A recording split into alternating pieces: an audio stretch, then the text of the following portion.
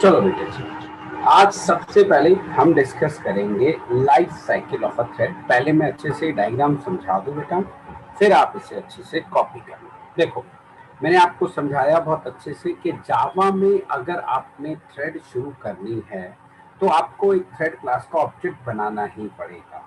मैंने आपको ये लिखवाया भी था कि जावा में आप बिना थ्रेड क्लास का ऑब्जेक्ट बनाए कभी भी थ्रेड को शुरू नहीं कर सकते। इसलिए पहले स्टेप में हमें थ्रेड क्लास का ऑब्जेक्ट बनाना पड़ता है। फिर मैंने आपको समझाया बेटे, ऑब्जेक्ट बनते ही एक थ्रेड फिजिकली मेमोरी में आ भी जाती है और उसका नामकरण भी हो जाता है। और वो देखो, सबसे स्टेप में डब्बे के अंदर वाली वैल्यू मैंने बाहर लिख दी, ऑब्जेक्ट क्रिएटेड। तो सबसे पहले ऑब्जेक्ट क्रिएट किया और फिजिकली एक थ्रेड मेमोरी में आ गई जो उसकी न्यू स्टेज कहलाती है। ये न्यू यहाँ लिख दिया, ठीक है।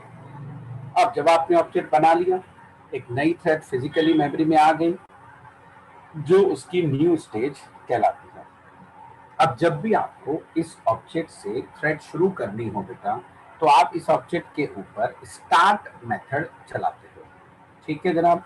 लेकिन जैसे आप स्टार्ट चलाते हो बेटे, इमीडिएटली कभी भी थ्रेड शुरू नहीं होती, क्योंकि स्टार्ट के अंदर से आपका रन चलाना है। रन को चलाने के लिए चाहिए बेटे प्रोसेसर के साइकिल, जिसे हम वर्चुअल सीपीयू भी कहते हैं। और क्या गारंटी है बेटे, जब आप अपनी थ्रेड शुरू कर रहे हैं प्रोसेसर खाली बैठा होगा, वो किसी और एप्लीकेशन को नहीं चला रहा होगा, है ना। सो होता क्या है, जैसे आपने स्टार्ट चलाया, हमारे जेवीएम के अंदर उसके अंदर एक सब प्रोग्राम चल रहा है जिसे हम कहते हैं थ्रेड शेड्यूलर। जिसे हम क्या कहते हैं बेटा, थ्रेड शेड्यूलर। उसकी ड्यूटी होती है सीधा ओएस के पास जाना और उससे पूछना, अंकल अंकल साइकिल खाली है क्या। अंकल ने कहा नहीं नहीं अभी खाली नहीं है, तो वो बेचारा वापस आ जाता है और उस थ्रेड के ऑब्जेक्ट को जिसके ऊपर आपने स्टार्ट मेथड चलाया था उसे अपने पास एक पूल में संभाल के रख लेता है, जिसे हम कहते हैं runnable pool, which is known as runnable pool. Pool का मतलब होता है बेटे ग्रुप ऑफ इंस्टेंसेस, जहां आप बहुत सारे ऑब्जेक्ट एक साथ इकट्ठा करके रखते हैं, उन्हें हम क्या कहते हैं, उस जगह को पूल कहते हैं। तो आप जिस जिस पे स्टार्ट चलाते गए बेटे, सारे ऑब्जेक्ट को उठा उठा के पूल में डालता गया, क्योंकि उस बेचारे के पास अभी प्रोसेसर के साइकिल नहीं थे। अब ये जो थ्रेड शेड्यूलर होता है, ये ओएस के थ्रेड शेड्यूलर से मैप होता है। तो जैसे ही ओएस के अंदर प्रोसेसर के साइकिल फ्री होते हैं, हमारे थ्रेड शेड्यूलर के पास एक नोटिफिकेशन आ जाती है, हाँ भाई साइकिल फ्री हो गए ले जा। ठीक, तो थ्रेड शेड्यूलर हमारा दौड़ा दौड़ा जाता है और वहां से प्रोसेसर के साइकिल को ले आता है। अब थ्रेड शेड्यूलर के सामने फाइट है, उसके पूल में तो बहुत सारी थ्रेड है, किसको साइकिल दे। जिस भी थ्रेड को प्रोसेसर के साइकिल को देगा वो रनिंग स्टेज में आ जाती है बेटे, वो चलना। अब पूल में से किसको दे बेटे, यहाँ तो आपने बहुत सारे थ्रेड के ऑब्जेक्ट डाल रखे हैं। तो यहाँ जावा में आती है जावा की थ्रेड की प्रायोरिटी। ठीक, तो वो चेक करता है जिस भी थ्रेड की सबसे ज्यादा प्रायोरिटी होगी वो उसको बाहर निकालेगा और उसको प्रोसेसर के साइकिल प्रोवाइड करा देगा और वो रनिंग स्टेज में आ जाती है। ठीक है साहब, लेकिन अगर पूल के अंदर जितनी भी थ्रेड्स हैं सबकी प्रायोरिटी सेम है, तो थ्रेड शेड्यूलर रैंडम सैंपलिंग करता है, मतलब रैंडमली कोई उठा लेता है। और हमारे वाले प्रोग्राम के केस में बेटा जी रैंडम सैंपलिंग ही हो रही थी। हमने अभी तक किसी भी थ्रेड की प्रायोरिटी सेट नहीं करी, तो सबको डिफॉल्ट प्रायोरिटी मिल गई। तो मेन थ्रेड और हमारी थ्रेड 1, थ्रेड 2, थ्रेड 3 सबकी प्रायोरिटी सेम है। तो वो रैंडमली एक उठाता था और उसी की आउटपुट आ जाती थी। इसलिए हम जितनी बार चलाते थे हमें हर बार आउटपुट रैंडमली मिला करती थी, क्योंकि हमने कोई प्रायोरिटी अभी नहीं दी थी। तो या तो हाईएस्ट प्रायोरिटी की थ्रेड को उठाएगा अगर सबकी प्रायोरिटी सेम है, ठीक है, तो फिर वो रैंडम सैंपलिंग कर देता है। मगर जावा में याद रखना एक स्ट्रॉन्ग रूल है, जावा में हमेशा हायर प्रायोरिटी की थ्रेड ही रनिंग स्टेज में होती है।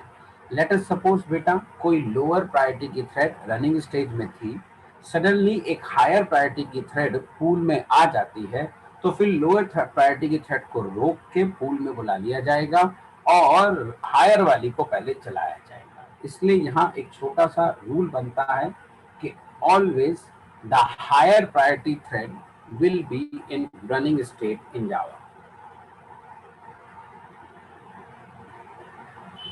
Always the higher priority thread will be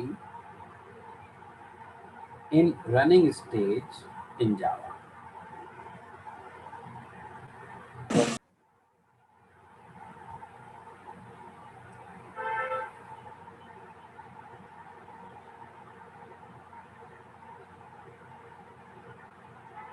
ठीक, जावा में हमेशा हायर प्रायोरिटी की थ्रेड रनिंग स्टेट में होती है। अब थ्रेड चलने लगी, अब चलती हुई थ्रेड पे आपने इन 6 में से कोई भी टास्क परफॉर्म कर दिया।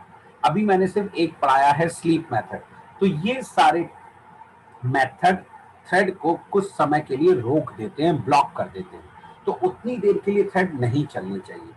तो आपने किसी चलती हुई थ्रेड पे इन 6 में से कोई भी एक टास्क परफॉर्म कर दिया, तब उतनी देर तक वो थ्रेड नहीं चलनी चाहिए, तो वो उसके ऑब्जेक्ट को उठा के एक और टूल में रखता है, इसे कहते हैं ब्लॉक्ड टूल।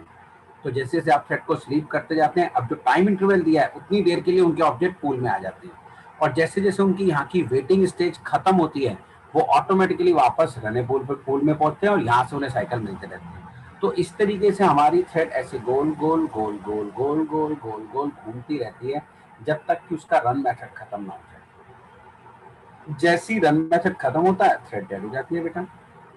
इवन एक और मेथड भी है जो मैं आगे पढ़ाऊंगा आपको। अगर एक थ्रेड रनिंग स्टेज में है और आप उसके ऊपर यील्ड मेथड चला दो, तो ये उससे उस थ्रेड को, उससे प्रोसेस के साइकिल को स्नैच करके उसे उठा के रनेबल पूल में बैठा देगा। हाँ, ये वेट नहीं कराता, ये थ्रेड को ब्लॉक नहीं करता, जबकि बाकी ये सारे मेथड थ्रेड को कुछ समय के लिए ब्लॉक करते हैं, उतनी देर तक वो नहीं चले। हो सकता है यील्ड चलाया और इमीडिएट ऊपर जाके इसे वापस साइकिल मिल जाए, मगर एक बार को तो इससे प्रोसेसर के साइकिल स्नैच कर लिए जाते हैं। ठीक, तो इस तरीके से हमारी थ्रेड जेवीएम के अंदर चलती है। अब हमारे पास एक थ्रेड क्लास का मेथड होता था जो अब डेप्रीकेट हो गया है, स्टॉप मेथड, जो अब डेप्रीकेट हो गया है, that is what stop method. So अब ये क्योंकि मेथड डेप्रीकेट हो गया है, तो अगर आप किसी चलती हुई थ्रेड के ऊपर स्टॉप मेथड कॉल कर देते हो, तो वो इमीडिएटली थ्रेड को डेड कर देता है, चाहे उसका रन मेथड में भी चलाने के लिए 100 लाइनें क्यों ना बाकी हो। बट ये मेथड अब डेप्रीकेट हो गया है। वैसे मैंने डेप्रीकेट आपको पहले ही पढ़ाया था, फिर से मैं दोबारा से आपको डेप्रीकेट रिवाइज करा देता हूँ कि बेटे जी देखो, जावा अपनी हर वर्जन में नई नई क्लासेस लॉन्च करता है, उसमें बहुत सारे मेथड्स होते हैं, और नो डाउट जावा पहले उन मेथड्स को, उन क्लासेस को अच्छे से टेस्ट करके तब अपने नए वर्जन में उन्हें इंक्लूड करता है। लेकिन फिर भी कभी कभी क्या होता है, कुछ मेथड कुछ पर्टिकुलर सिनेरियोज में रॉन्ग रिजल्ट प्रोड्यूस करने लगते हैं, कुछ प्रॉब्लम क्रिएट करता तो है, लेकिन वो इतने सारे सिनेरियो में टेस्ट तो नहीं कर सकता ना जितने सिनेरियोज में एक प्रोग्रामर उस मेथड को यूज कर सकता है। तो जब वो मेथड कुछ प्रॉब्लम क्रिएट करते हैं, तो फिर ओरेकल कंपनी या सन माइक्रोसिस्टम के पास उनके बारे में नोटिफिकेशन भेजी जाती है कि भाई this particular method is creating a problem in this particular scenario. तो वो डेवलप कंपनी के लोग उसे चेक करते हैं कि हाँ भाई सच में ये मेथड तो इस कंडीशन में फेल हो रहा है या प्रॉब्लम क्रिएट कर रहा है, तो वो कहते हैं ठीक है, हम नेक्स्ट वर्जन में इस मेथड का ऑल्टरनेट आपको बना के दे देंगे। बट वो उस मेथड को रिमूव नहीं करते इमीडिएटली, वो उसे डेप्रीकेट कर देते हैं, जिससे कि जब नेक्स्ट वर्जन में उसे कोई मेथड यूज करेगा तो एक वार्निंग आएगी कंपाइलेशन टाइम पे, this method has been deprecated, stop using it. क्योंकि वो इमीडिएटली नेक्स्ट वर्जन में रिमूव कर देंगे, तो जो उनके एग्जिस्टिंग वर्जन में सॉफ्टवेयर चल रहे थे, उनके सॉफ्टवेयर नए वर्जन में नहीं चल पाएंगे, क्योंकि पुराने वाले में उन्होंने उस मेथड को यूज किया था, नए वालों में आपने इमीडिएट उसे रिमूव कर दिया। तो वो ये 5-6 वर्जन तक उसे डेप्रीकेट का मैसेज देते रहते हैं प्रोग्रामर को। जब भी आप कोई भी डेप्रीकेटेड मेथड अपने प्रोग्राम में यूज करते हैं, तो आपको ये मैसेज मिलता है। ठीक, तो 4-5 वर्जन तक मैसेज देते हैं और उसके बाद उसे डेप्रीकेट कर देते हैं। जैसे हमारा जो फाइनलाइज मेथड था, जो मैंने आपको गार्बेज कलेक्शन में पढ़ाया था, ओवरराइड करके भी दिखाया था, जिसे रन करके भी मैंने आपको दिखाया था, वो मेथड जेडीके 9 में अब डेप्रीकेट हो गया है। ठीक, वो मेथड जेडीके 9 में अब डेप्रीकेट हो गया है। ऐसे ही ये स्टॉप मेथड भी डेप्रीकेट हो चला है। ठीक, अब आप इसे यूज करेंगे तो वार्निंग देगा, अभी रिमूव नहीं हुआ है, चलता है अभी भी, मगर वार्निंग के साथ चलता है। और इसका काम क्या था, अगर कोई थ्रेड चल रही है, उस पर चलते हुए इमीडिएटली अगर किसी ने स्टॉप मेथड कॉल कर दिया तो वो थ्रेड डेड हो जाती थी। इससे नुकसान क्या था, अब आजकल इंटरव्यू में काफी पूछते हैं कि भाई ये मेथड डेप्रीकेट क्यों किया गया, बताओ क्या प्रॉब्लम आ रही थी, और फिर इसका क्या सोल्यूशन दिया गया ये भी बताओ। तो अब डेप्रीकेटेड मेथड्स के ऊपर काफी ज्यादा इंटरव्यू क्वेश्चंस पूछे जाते हैं। ठीक है साहब, तो इसे इसलिए डेप्रिकेट किया गया स्टॉप मेथड को, just because of stop method one thread has got the power to make another thread dead. यानी कि स्टॉप के थ्रू एक थ्रेड दूसरे को डेड कर सकती थी फोर्सली, विच इज रॉन्ग। जैसे बेटे एक थ्रेड चल रही थी, वो स्लीप हो गई, स्लीप हुई तो दूसरी चलने लगी, उसके पास पहली वाली का ऑब्जेक्ट था और उसने पहली वाली पे स्टॉप कॉल कर दिया। बताओ, सोते हुए के पेट में चक्कू घोंप दिया, ये तो गलत है। सोता हुआ आदमी तो वैसे ही 50% मरा हुआ माना जाता है, सोते हुए को क्या मारना भाई। ठीक है जनाब, आती है हमारी बात समझ में सबको अच्छे से। तो इसीलिए इसको डेप्रिकेट कर दिया गया कि कोई थ्रेड किसी अदर थ्रेड को फोर्सली डेड ना कर सके। और जब से ये मेथड डेप्रिकेट हुआ है, तब से आप जावा में किसी भी थ्रेड को फोर्सली डेड नहीं कर सकते। अब जावा में सारी थ्रेड अपनी नेचुरल डेथ मरती है। नेचुरल डेथ का मतलब होता है अगर रन मेथड में कुछ भी चलाने को नहीं बचा है तो आपकी थ्रेड ऑटोमेटिकली डेड हो जाती है। तो यहां पर एक छोटा सा रूल लिख लो। देखो, now in Java no thread can be made dead फोर्सली।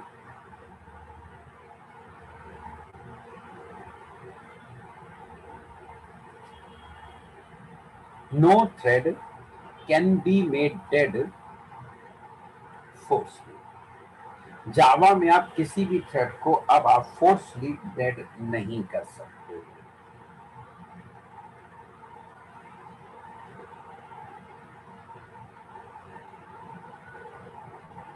ठीक, तो इस तरीके से जेवीएम के अंदर आपकी थ्रेड चलती है। अब आप एक काम करें, ये सब बॉक्सेस बना लीजिए, उनके अंदर की वैल्यू, ये जो एरोज है ना, इनके ऊपर क्या लिखा हुआ है ये मैं बता दूंगा, थोड़ा सा छोटा है, आपको समझ में नहीं आएगा। यहाँ से यहाँ पर भी, यहाँ से यहाँ से, ये सब मैं बता दूंगा। बाकी आप सब इसे जल्दी से बना लीजिए, फिर मैं आपको बता दूंगा।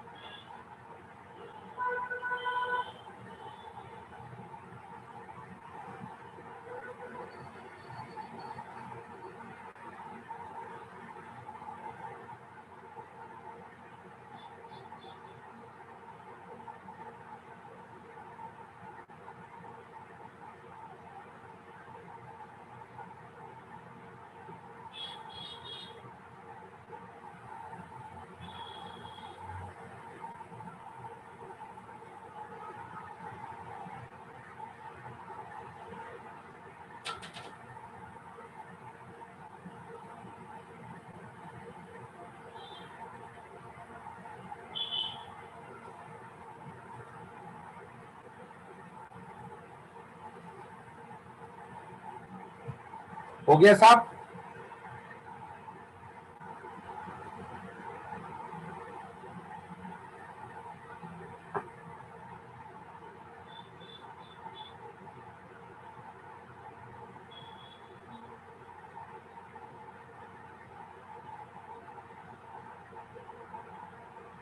जी सर, हो गया।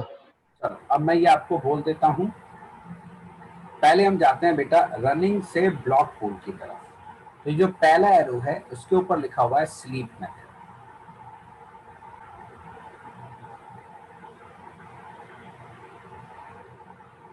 दूसरा एरो उसके ऊपर लिखा हुआ है वेट मेथड।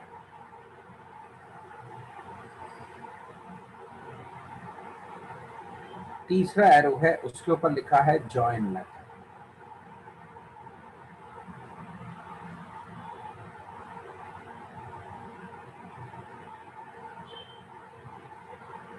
नेक्स्ट एरो है उसके ऊपर लिखा है सस्पेंड मेथड।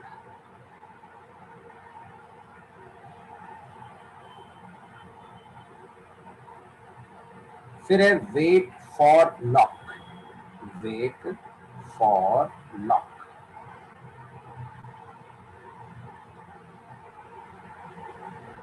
फिर है block on I. Block on I.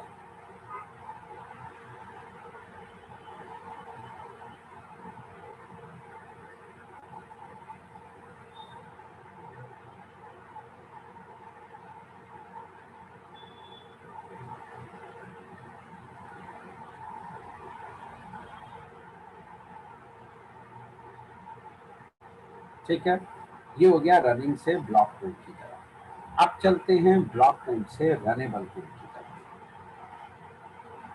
Top to bottom आ जाते हैं। सबसे ऊपर जो एरो है उसके नीचे लिखा है आईओ कंप्लीट। IO complete. उसके ठीक नीचे लिखा है लॉक अवेलेबल। Lock available.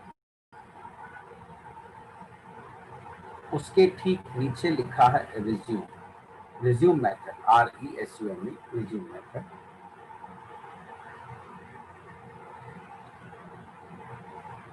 उसके ठीक नीचे लिखा है ज्वाइन कंप्लीट।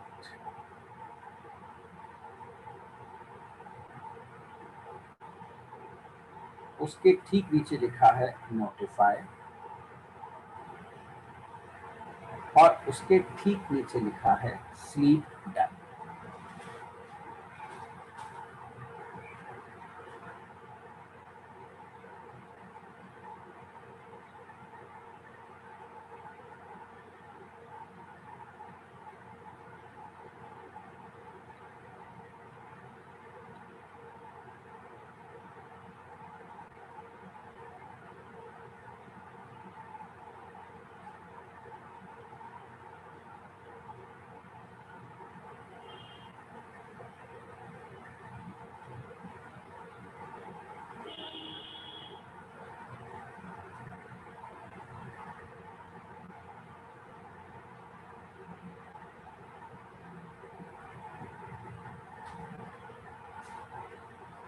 कर दे क्लोज।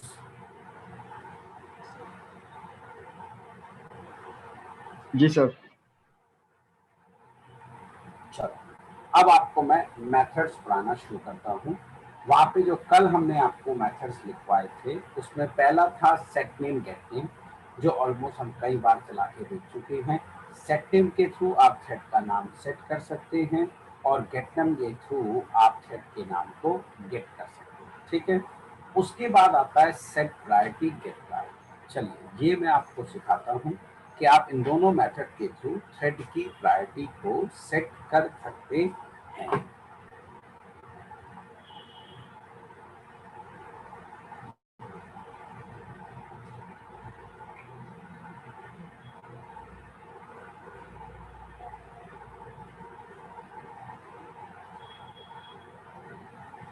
ये देखो सर, हमारे पास मेथड है सेट प्रायोरिटी और इसके अंदर इंटीजर टाइप का आर्गुमेंट जाता है। ठीक, तो आप क्या कर सकते हैं, सेट प्रायोरिटी मेथड में थ्रेड क्लास के अंदर कुछ इंटीजर टाइप के स्टैटिक कांस्टेंट्स हैं, उनके थ्रू आप इस प्रायोरिटी की वैल्यू सेट कर सकते हैं। जैसा है मेन प्रायोरिटी, इसकी जो वहाँ वैल्यू है इंटीजर टाइप का वेरिएबल है ना 1 है, तो आप यहाँ 1 भी लिख सकते हैं और या फिर ये कांस्टेंट दे दो। हम कांस्टेंट देना ज्यादा पसंद करते हैं क्योंकि इससे कोड की रीडेबिलिटी बढ़ जाती है। फिर आता है नॉर्म प्रायोरिटी 5 और फिर आता है मैक्स प्रायोरिटी। ये जो नॉन प्रायोरिटी होती है ये बाय डिफॉल्ट होती है। अगर आपने किसी भी थ्रेड के ऑब्जेक्ट के ऊपर सेट प्रायोरिटी नहीं चलाया मेथड, तो क्या होगा बेटा जी, उसकी प्रायोरिटी नॉर्म प्रायोरिटी सेट कर दी जाती है। तो मिनिमम, नॉर्म एंड मैक्स, ये स्टैटिक कांस्टेंट है, ये पास कर दीजिए, उससे थ्रेड की प्रायोरिटी सेट हो जाती है। ठीक है साहब।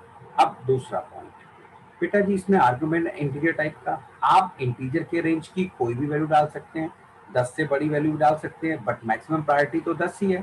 ठीक, तो अगर आप इस फंक्शन में 10 से बड़ी कोई वैल्यू डालते हैं तो ये प्रोग्राम कंपाइल तो हो जाता है, बट रन टाइम पे एक एक्सेप्शन को थ्रो कर देता है, इसलिए कभी भी इसमें 10 से ज्यादा बड़ी प्रायोरिटी नहीं देंगे।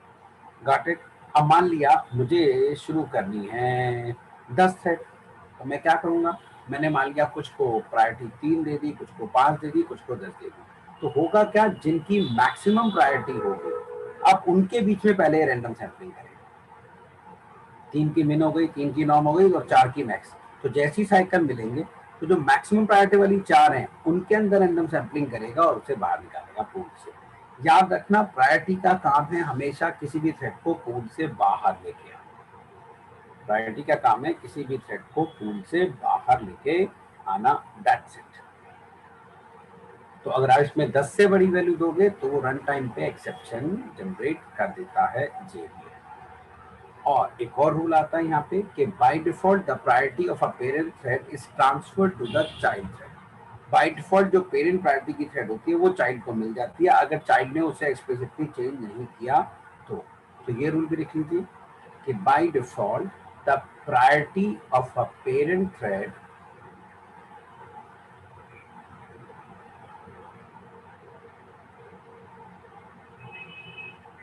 by default the priority of a parent thread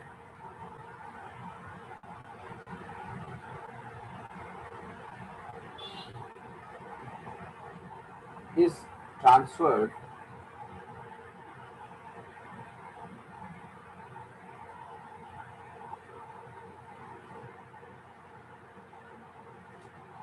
to the child thread।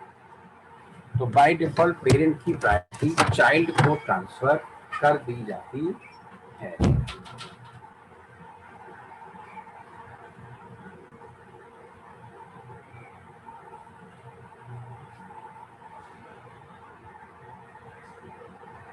चलो जरा ये लिख लो, फिर इसका मैं आपको प्रोग्राम चला के दिखाता हूँ।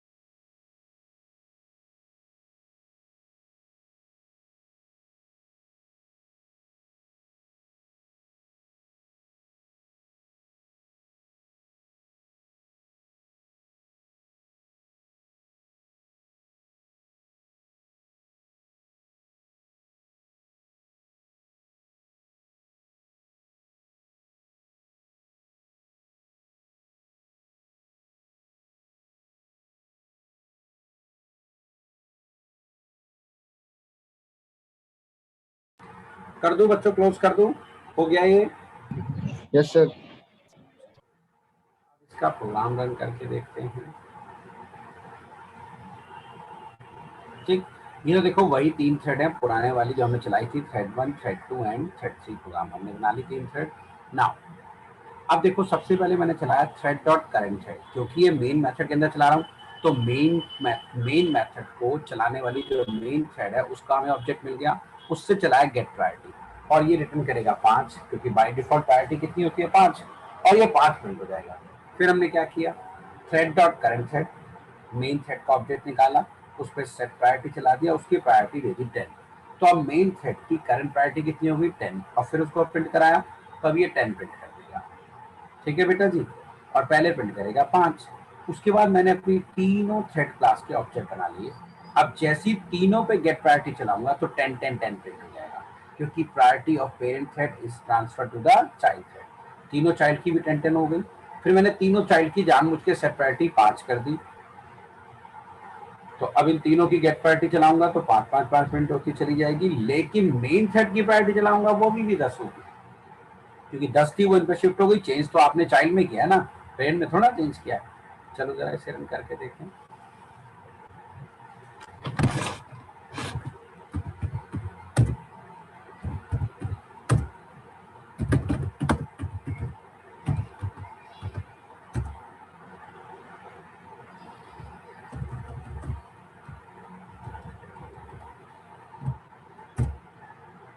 ये तो पहले डिफॉल्ट प्रायोरिटी 5, फिर मेन की हमने 10 करी, फिर तीनों चाइल्ड की 10 आ गई, फिर तीनों चाइल्ड की 5 आ गई, मेन की अभी भी 10 ही है। सो ऊपर वाली क्लासेस तो आपके पास हैं, सिर्फ खाली ये सेट प्रायोरिटी है।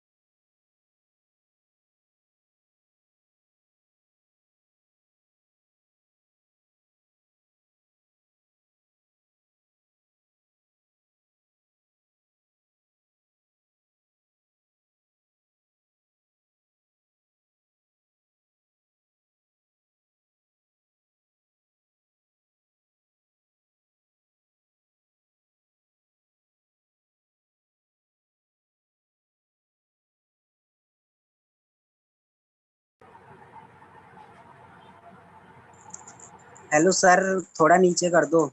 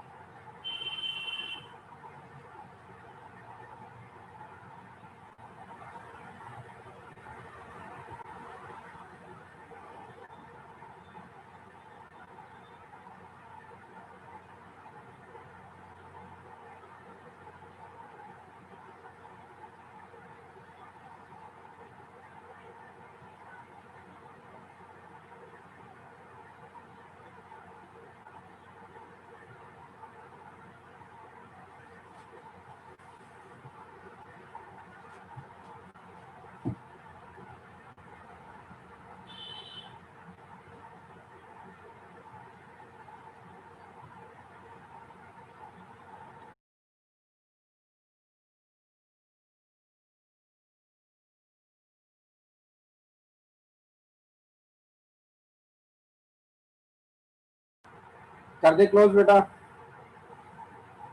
1 मिनट से।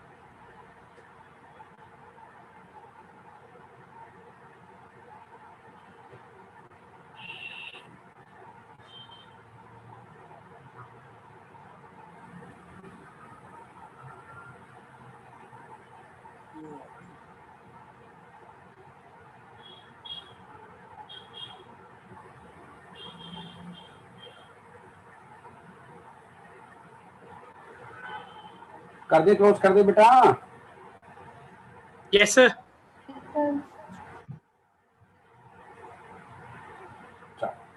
अब अगला मेथड अगर आप वहां पे देखेंगे तो जो मैंने कल लिखवाए थे उसमें आ गया बेटा join method. Join method thread class का काफी इंपॉर्टेंट मेथड है, इंटरव्यू पॉइंट ऑफ व्यू से भी बहुत अच्छा है और यूज भी बहुत किया जाता है। ठीक, इस जॉइन मेथड की पहले मैं आपको फंक्शनैलिटी समझाता हूँ, उसके बाद बताऊंगा इसका फायदा और इसकी क्या एडवांटेजेस हमें होती है। ठीक, मान लेते हैं भाई संडे का दिन था, छुट्टी का दिन था और आप अपने घर पर नाश्ता कर रहे थे, ब्रेकफास्ट कर रहे थे। अब आपने टेबल पे सजा रखे थे आलू के पराठे, प्याज के पराठे, गोभी के पराठे, पनीर के पराठे, सरसों का साग, मक्के की रोटी, राजमा चावल, छोले, दही, रायता, पकोड़े, फर्स्ट क्लास, और लास्ट में सबको हजम करने के लिए मूली के पराठे। तो कुल मिला के आप इतना सारा नाश्ता बैठ के कर रहे थे, संडे का दिन था, छुट्टी का दिन था। ठीक, अचानक सडनली मैं आपके घर आ गया और आप घबरा गए, यार ये तो खून पीता है, क्लास में भी सपनों में भी पढ़ाई करो पढ़ाई करो, अब घर में भी चैन से नहीं जीने देगा। फिर अब आपका मन तो था नहीं भाई, कहा जाता है भारतीय संस्कृति में अगर खाते वक्त दुश्मन भी सामने आ जाए तो उसे जरूर खाने के लिए पूछना चाहिए। तो आपने बड़े मन मार के, इच्छा तो थी नहीं, कभी आवाज में बड़े स्लोली बोला, सर खाना खा लो। मैंने सुन लिया, मगर मैंने जानबूझ के उसे अनसुना करते हुए कहा, क्या बेटा क्या कहा? तो आपने थोड़ा सा चौड़े होके बोला, sir please join me on breakfast. तो वर्ड आया ज्वाइन, मैंने ये वर्ड सुना, उसके बाद मैंने देखा टेबल पे तो माल पड़ा हुआ है, शर्माने वाली कोई बात ही, मैंने कहा वाई नॉट, और मैं भी लग गया नाश्ता करने। अब इत्तेफाक से आपका तो चल रहा था आखिरी पराठा 30वां और मेरा तो अभी पहला शुरू हुआ था भाई। अब 30 आप खाओगे तो यार 35 तक तो हम भी जाएंगे, छोड़ेंगे तो फिर हम भी नहीं, तुमसे तो हार मानेंगे नहीं। ठीक, अब होता क्या है, यहाँ पे फिर से टेबल मैनर्स आते हैं। टेबल मैनर्स ये कहते हैं अगर आपका गेस्ट खाना खा रहा है तो होस्ट को टेबल नहीं छोड़नी चाहिए। तो अब आप तब तक टेबल पे बैठे रहोगे, तब तक मेरा वेट करोगे जब तक कि मेरा ब्रेकफास्ट फिनिश नहीं हो जाता, जबकि आपका काम खत्म हो चुका है, आप आगे जा सकते हैं, फर्दर टास्क पूरी कर सकते हैं, एक काम आपका बीच में हो गया है। बस ऐसी ही कुछ फंक्शनैलिटी है हमारे इस ज्वाइन मेथड की। आप अपने आप को एक थ्रेड मानो, मुझे मानो दूसरी थ्रेड, और मैंने आपको ज्वाइन किया, तो मेरे ऊपर ज्वाइन मेथड चलाया जाएगा। तो एक थ्रेड तो वो होती है बेटे जिसके ऊपर आप ज्वाइन मेथड को कॉल करते हो, एक थ्रेड वो होती है जिसके अंदर से आप ज्वाइन मेथड कॉल करते हो। तो जिसके अंदर से आप ज्वाइन को कॉल करते हो उसको तो ज्वाइन किया जाता है, और जिसके ऊपर आप ज्वाइन मेथड कॉल करते हो वो थ्रेड ज्वाइन करती है। तो मैंने आपको आके ज्वाइन किया और मेरे आते ही आपने अपने आगे की टास्क को काम करना बंद कर दिया और वेट करने लगे जब तक कि मेरी टास्क फिनिश ना हो जाए, और जब मेरा ब्रेकफास्ट फिनिश होएगा तब आप आगे कंटिन्यू करोगे।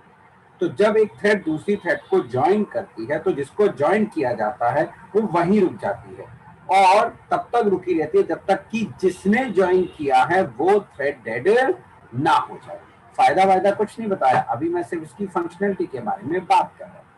ठीक है, कुछ इस तरह से।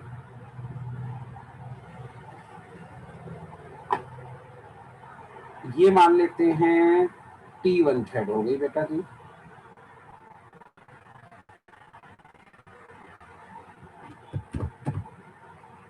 ये चल रही थी,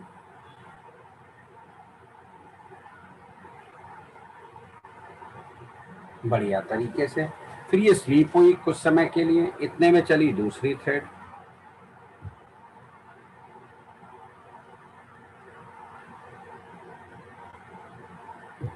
T2।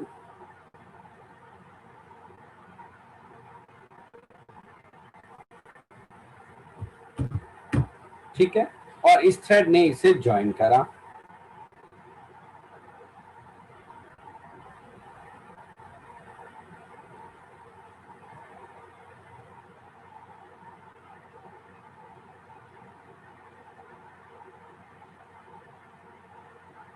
ये इसे ज्वाइन कर दिया। दैट मीन्स आपने T1 के कहीं अंदर से लिखा है बेटा T2 dot join method. Am I right? तो आपने ये कॉल कहां से किया है? T2 के कहीं अंदर से। किसके ऊपर कॉल किया है? T1 T2 के ऊपर। तो T2 तो ज्वाइन कर रही है मगर T1 को। अब जैसे ही T2 ने T1 को ज्वाइन किया, ये थ्रेड यहां आके रुक जाएगी। जैसी ज्वाइन करेगा, अब इससे आगे नहीं जाएगी जब तक कि T2 डेड ना हो जाए। जैसी T2 डेड हो जाएगी ये आगे कंटिन्यू हो जाती है। इवन आप ज्वाइन मेथड में टाइम भी दे सकते हैं। इसमें टाइम जाता है लॉन्ग मिलीसेकंड, लॉन्ग के अंदर मिलीसेकंड के फॉर्म में। तो इससे क्या होगा, आपकी जो T1 है केवल इतने टाइम इंटरवल तक के लिए वेट करेगी, उसके बाद कंटिन्यू हो जाएगी। वो T2 के मरने तक का वेट नहीं करेगी। Is it clear? अगर आपने ज्वाइन में कोई आर्गुमेंट नहीं दिया है तो फिर ये T2 के मरने तक का वेट करेगी और उसके बाद आगे कंटिन्यू हो जाएगी। उसके डेड होने का वेट करेगी, उसके बाद कंटिन्यू। अदरवाइज जैसे ये टाइम इंटरवल खत्म हो जाएगा T1 विल कंटिन्यू, तब वो उसके डेड होने तक का वेट नहीं करेगी। तो ये इसकी वर्किंग हो गई ज्वाइन मेथड की। अब इसके दो हम फायदे उठाते हैं। पहला फायदा, अगर आपकी कोई थ्रेड बहुत सारी अदर थ्रेड के रिजल्ट्स के ऊपर डिपेंड करती है, ठीक, वो इनके रिजल्ट को यूज करके फाइनल रिजल्ट को प्रोड्यूस करती है। तो अगर उसने अपनी चाइल्ड थ्रेड शुरू कर दी है, जैसे मेन थ्रेड है, मेन के अंदर से हमने एक थ्रेड चलाई जो डाटाबेस से डेटा फैच करके लाती है, दूसरी नेटवर्क से डेटा फैच करके लाती है, तीसरी फाइल से डेटा को रीड करके लेके आती है। ठीक है, और इन तीनों के डेटा को यूज करके मेन थ्रेड अपना फाइनल रिजल्ट प्रोड्यूस करती है। तो इन तीनों शुरू करके तो मेन आगे चली जाएगी और आगे जाके वो डेड हो जाएगी, जबकि उसने तो इन तीनों के रिजल्ट को यूज करना था। तो हम क्या करेंगे, इन तीनों को मेन के अंदर से स्टार्ट करके मेन को ज्वाइन ही करा देंगे, जिससे कि मेन अटक जाएगी और तब तक आगे नहीं जाएगी जब तक कि ये तीनों थ्रेड डेड नहीं हो जाती। ठीक, तो if one thread is depending on the results of other thread, तो other thread should join the main thread so that main thread आगे कंटिन्यू ना हो पाए जब तक कि जिनके रिजल्ट पे वो डिपेंड करती है वो थ्रेड खत्म ना हो जाए। आगे हमारी कहानी समझ में। एक फायदा तो ये होता है। दूसरा फायदा होता है हमारा इस ज्वाइन मेथड का, अब ज्वाइन मेथड के थ्रू थ्रेड के एग्जीक्यूशन का ऑर्डर डिसाइड कर सकते हैं, order of execution of threads. अगर आपसे कभी भी इंटरव्यू में पूछा जाए, काफी पूछा भी जाता है अगर आपसे इंटरव्यू में पूछा जाता है कि भाई हमारे पास T1, T2, T3, T4 threads हैं, मैं चाहता हूं पहले T1 स्टार्ट हो, फिर T2 स्टार्ट हो, फिर T3 आए, फिर T2 आए, फिर T1 मर जाए तो T2 मरे, T2 मर जाए तो T3 मरे, मतलब इनका ऑर्डर है ना। वो रुके 2 सेकंड वो रखे तो वो चल जाए, 4 सेकंड वो रखे तो वो चल जाए, फिर ये मर जाए तो वो शुरू हो जाए, वो मर जाए तो ये, मतलब जब भी थ्रेड के एग्जीक्यूशन का ऑर्डर कहीं सेट करना हो तो भी हम इस जॉइन मेथड को यूज कर सकते हैं, order of execution of thread, तब भी हम इसे अच्छे से यूज कर सकते हैं। दो फायदे होते हैं, आप जरा देखें, इसके कुछ प्रोग्राम चला के देखते हैं।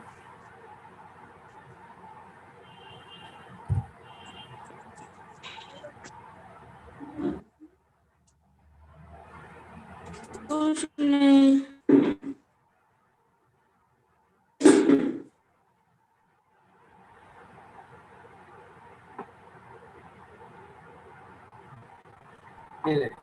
Join method from a thread class is an important method and used to impose order on execution of multiple threads. Concept of join multiple thread is a very popular and multi-threaded interview question. Here is one of the such questions. You have a 3 threads T1, T2, T3. वगैरह, how do you ensure that they finish in order? पहले T1 मरे, फिर T2 मरे, फिर T3। आसान है, T1 dot join चला दो T2 के अंदर से, T2 डॉट जॉइन चला दो T3 से। तो जब तक T1 नहीं आएगी, डेड नहीं होगी, तब तक T2 रुकी रहेगी, जब तक T2 डेड नहीं होगी T3। सो आप कह सकते हैं यू कैन डू दिस, जरूरत नहीं कि you can do this by using a join method by calling a T1 join from T2, T2 dot join from T3। तो in this case thread T1 will finish first, then followed by T2 and T3। ठीक है ना। Join is a final method, thread class के अंदर आप इसे override नहीं कर सकते। Join method throws interrupted exception, ये मैं अभी आपको पढ़ाऊंगा, कभी ये मेथड फेल होगा जिससे कि इंटरप्टेड एक्सेप्शन आ जाती है। तीसरा, join is also an overloaded method in Java, और आप इसमें टाइम भी पास कर सकते हैं। चलो साहब, फिलहाल पहला प्रोग्राम चलाते हैं। ये देखो, ये वही 3 थ्रेड है पुराने वाली जो बार बार हम रिपीट कर रहे हैं। थ्रेड 1, थ्रेड 2 एक अपना नाम 5 तक प्रिंट करती है, दूसरी अपना नाम 10 तक, तीसरी अपना नाम 15 तक। और आपने देखा था मेरे पहले प्रोग्राम में, मैंने मेन थ्रेड के अंदर से इन तीनों को स्टार्ट करता हूँ बेटे, और फिर नीचे मेन जाके अपना भी लूप प्रिंट करना शुरू कर देती है। लेकिन अब ऐसा नहीं होगा, मैंने तीनों थ्रेड स्टार्ट करी और फिर तीनों को ही ज्वाइन करा दिया, क्योंकि ये भी इंटरप्टेड एक्सेप्शन थ्रोज करते हैं। वो चेक्ड होता है, चेक्ड एक्सेप्शन है तो बेटा आपको हैंडल लगाना ही पड़ेगा। तो अब ये तीनों इसको ज्वाइन कर लेंगे। अब मेन ना यहीं आके रख जाएगी, लास्ट ज्वाइन चलाने के बाद मेन रुक जाएगी, ठीक। और ये तब तक आगे नहीं बढ़ेगी जब तक कि ये तीनों डेड ना हो जाए, और जब ये तीनों डेड हो जाएंगी तब आपको 20 बार मेन मेन मेन प्रिंट होता हुआ नजर आएगा, ठीक। तो अब अगर इन तीनों के डेड होने के बाद मेन चल रही है तो मेन बड़ी आसानी से इन तीनों के रिजल्ट्स को नीचे यूज कर सकती है, ठीक। चलो जरा इसे रन करके देखिए।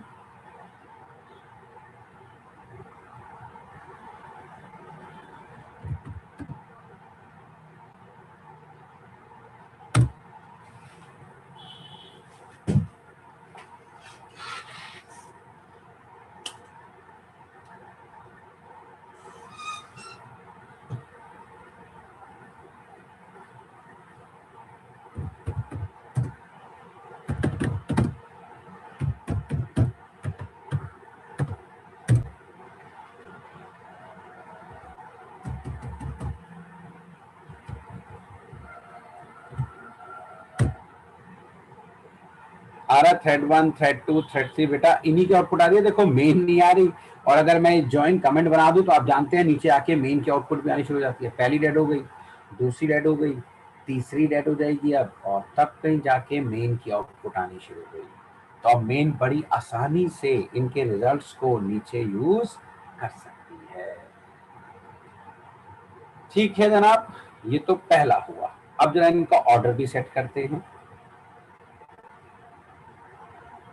ये देखो, हमारी यहाँ से मेन थ्रेड शुरू होगी। ये हमने थ्रेड क्लास का अपना पहला ऑब्जेक्ट बनाया, और इसके अंदर रहने वाली क्लास का रेफरेंस भी दे दिया, थ्रेड का नाम, तीनों को 3 ऑब्जेक्ट दे दिए, 3 थ्रेड के नाम दे दिए, ठीक है बेटा जी। तीनों थ्रेड के ऑब्जेक्ट तैयार हो गए, रनेबल का रेफरेंस। ये रही हमारी क्लास जो इंप्लीमेंट करती है रनेबल को बेटा। ये रहा हमारा रन मेथड, और जैसी कोई थ्रेड चलेगी वो ठीक, सबसे पहले अपना नाम प्रिंट करेगी, 4 सेकंड बाद स्लीप हो जाएगी और उसके बाद डेड भी हो जाएगी। Thread started, thread and. ठीक, तो जब जब रन चलेगा सेपरेट थ्रेड के ऊपर, अब ये 3 बार चलेगा क्योंकि हमने 3 ऑब्जेक्ट बनाया ऊपर इस थ्रेड क्लास के, तो 3 बार रन पैरेलली चलता जाएगा। जो थ्रेड चलाती जाएगी, स्टार्टेड 4 सेकंड के लिए वेट करेगी और फिर वो एंड भी हो जाएगी। अब आगे बढ़ते हैं बेटा। अब आ गए हम अपने मेन थ्रेड में, 3 थ्रेड के ऑब्जेक्ट तैयार हो गए।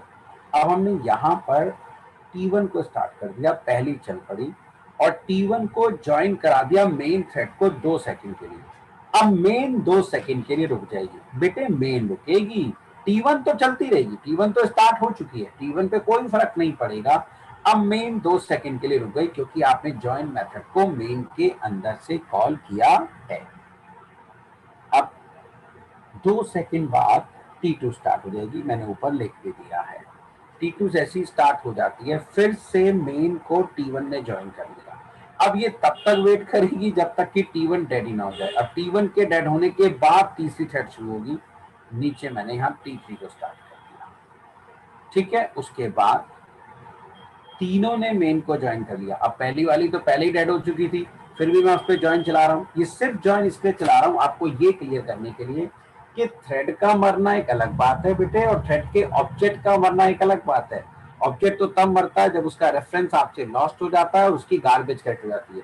तो अभी थ्रेड डेड हुई है, ऑब्जेक्ट नहीं मरा। अब इस ऑब्जेक्ट से दोबारा से थ्रेड शुरू की जा सकती है। तो हमने ज्वाइन चलाया, अब T1 से अभी कोई थ्रेड तो चल नहीं रही थी, जो थ्रेड चली थी वो डेड हो चुकी है, तो ये मेथड इग्नोर हो जाएगा। और T2 ने भी ज्वाइन कर लिया, T3 ने भी। अब मेन तब तक वेट करेगी जब तक ये रिमेनिंग दोनों भी डेड नहीं हो जाती, और जब ये दोनों डेड हो जाएंगी तब ये मैसेज आएगा ऑल थ्रेड्स आर डेड है ना, एग्जिस्टिंग मेन, सब मेन से बाहर, एग्जिटिंग मेन। चलो इसे चला के देखते हैं।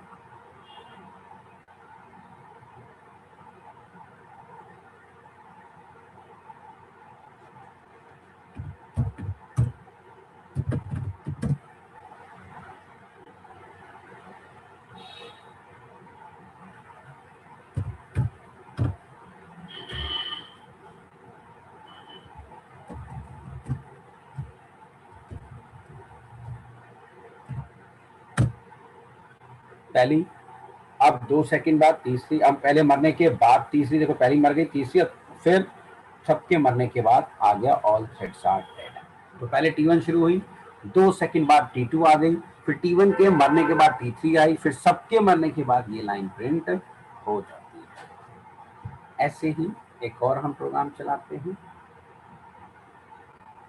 ये देखो हमने अपनी क्लास फिर से रनेबल को इंप्लीमेंट करके बना ली।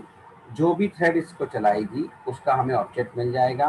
फिर हम देख रहे हैं runnable job is being run by, उस थ्रेड का नाम आ गया, प्लस एक डेट क्लास का ऑब्जेक्ट प्रिंट करा दिया। इससे टाइम भी प्रिंट हो जाएगा, किस टाइम पे वो थ्रेड शुरू थी, और ये हमें यूटिल पैकेज में मिलती है डेट क्लास, तो हमने वहां पे उसको इंपोर्ट कर लिया। ठीक है जी ना।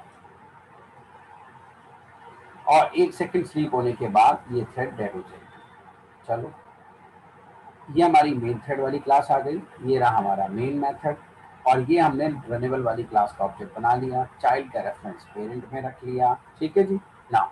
ये पहली थ्रेड, सबको रनेबल का रेफरेंस दे दिया, सबके नाम T1 T2 T3, 4 थ्रेड के ऑब्जेक्ट तैयार हो गए। अब इसमें से मैंने पहली को स्टार्ट करा और पहली ने ज्वाइन कर लिया मेन को, तो अब दूसरी तभी शुरू होगी जब पहली डेड हो जाएगी, और पहली डेड होगी 1 सेकंड बाद। तो आप देखना जब आउटपुट आएगी तो 1-1 सेकंड बाद आपको चारों थ्रेड स्टार्ट होती हुई नजर आएंगी, क्योंकि वो स्टार्ट होते ही ज्वाइन कर लेती हैं। तो मेन को तो वेट करना पड़ता है, जब तक कि वो डेड ना हो जाए तब तक वो अनदर थ्रेड को शुरू नहीं कर पाता। लेकिन मैंने 4 और थ्रेड क्लास के ऑब्जेक्ट बनाए, सबको फिर से रनेबल का रेफरेंस दे दिया और इन चारों को इमीडिएटली स्टार्ट कर दिया। आप देखना ये विदिन अ सेकंड ही चारों शुरू हो जाएंगे, जबकि ये 1-1 सेकंड बाद होंगी, क्योंकि पहली डेड होगी तब दूसरी आएगी, दूसरी डेड होगी तब तीसरी आएगी, तीसरी डेड होगी तब चौथी आएगी, और फिर मेन नीचे आ जाएगी। चलो जरा इसे चला के दिखाता हूँ।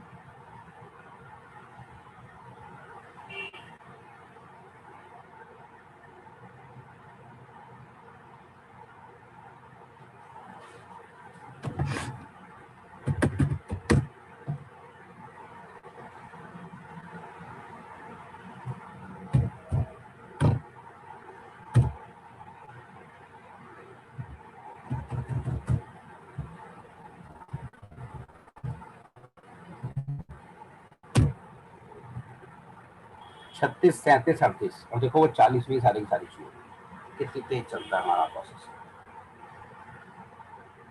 ठीक है जनाब, तो आप ऐसा भी कर सकते हैं। पहली चली, फिर वो डेड हुई, फिर दूसरी आई, फिर तीसरी वो डेड हुई, तीसरी आई, तीसरी डेड हुई, चौथी, और ये विद इन सेकंड ही सारी की सारी शुरू हो जाती है। तो अब कहानी आपको समझ में आ गई होगी जॉइन मेथड कैसे काम करता है। चलिए जरा इसके बारे में जल्दी से लिख लीजिए, फिर हम आगे बढ़ जाते हैं अगले टॉपिक की तरफ।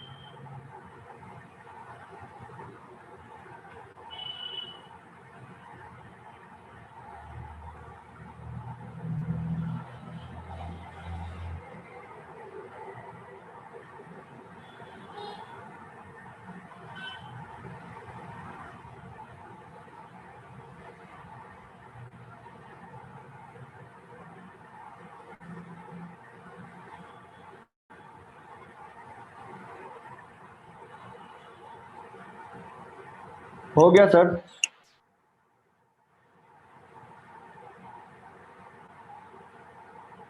ये यहाँ से करके ऊपर वाली तीनों सेट सेम है मेरा।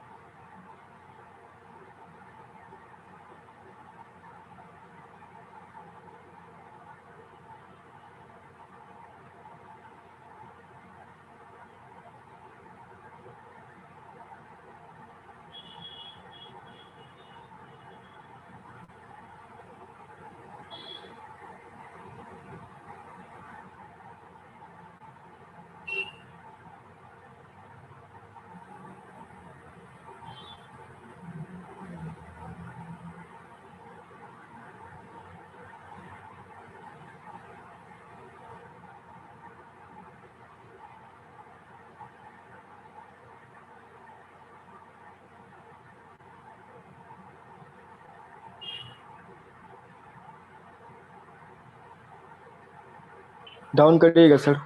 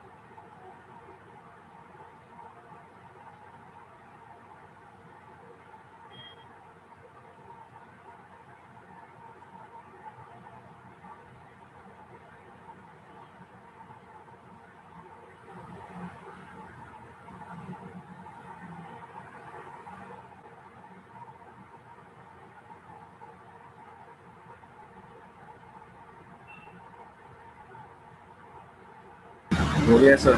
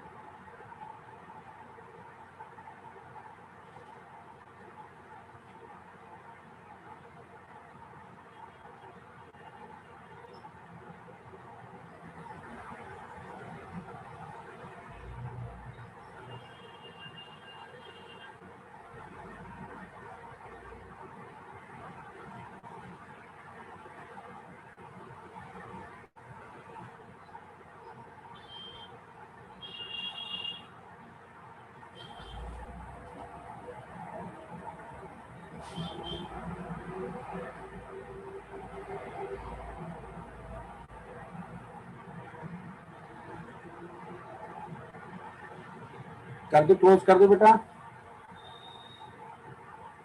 Second.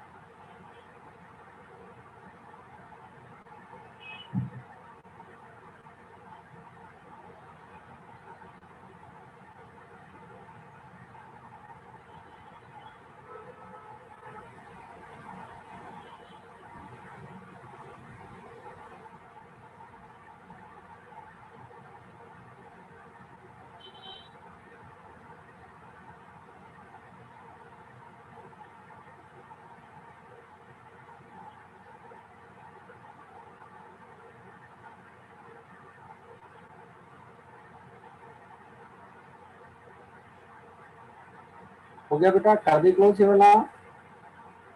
Yes sir.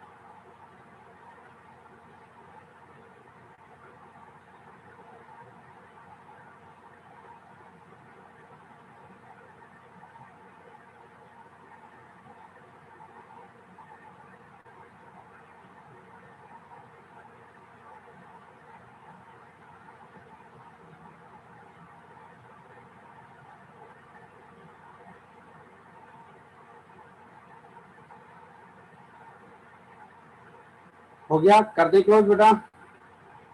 Yes sir, हो गया। चलो कल शुरू करेंगे थ्रेडिंग का सबसे इंपॉर्टेंट टॉपिक सिंक्रोनाइजेशन। ठीक है, चलो कल मिलते हैं आपसे।